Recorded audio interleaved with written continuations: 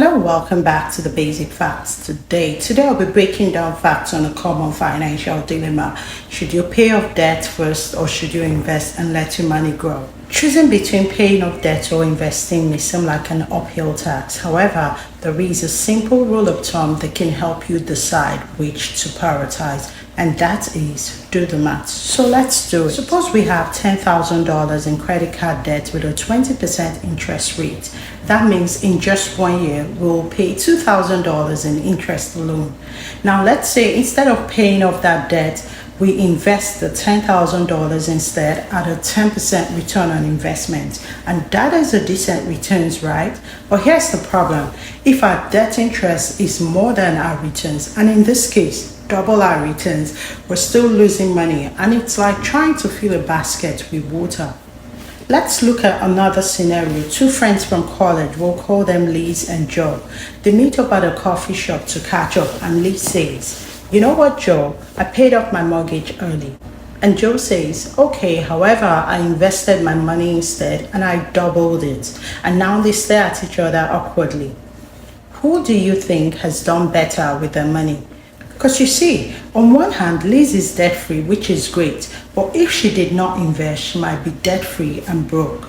And Joe, well, Joe doubled his investment, which is amazing. But if he still owes debt plus accrued interest, he's technically still a debtor. Alright, so how do you decide? Well, at the end of the day, both strategies can work. It just depends on how prudently or efficiently each friend has applied their money. So let's break it down into these three simple rules. Number one, for high interest debt, pay it off as soon as possible. High interest debt is a money drain.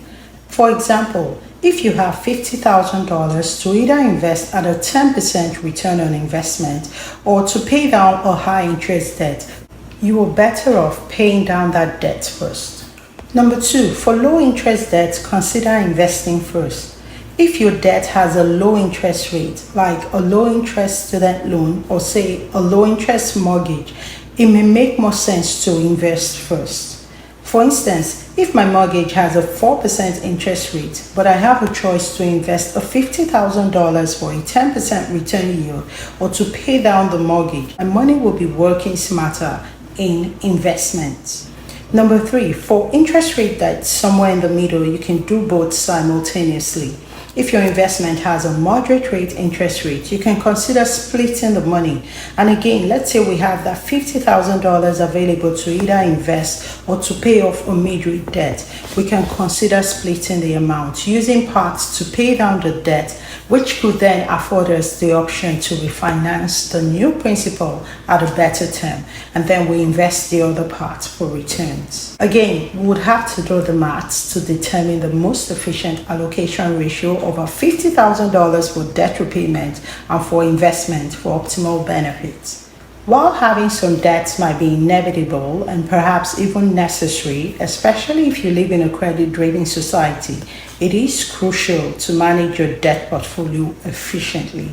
Avoid racking up or accumulating unnecessary debts or excessive credit cards that can ruin your life. Remember that a borrower is slave to the lender.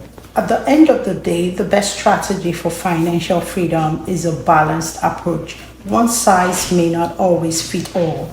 You would have to do the maths to know the best application of your money. Thank you for watching. Let me know in the comments, do you prefer paying off debt faster or would you rather invest first? Don't forget to like, to subscribe and to share. And I'll see you next time with more basic facts.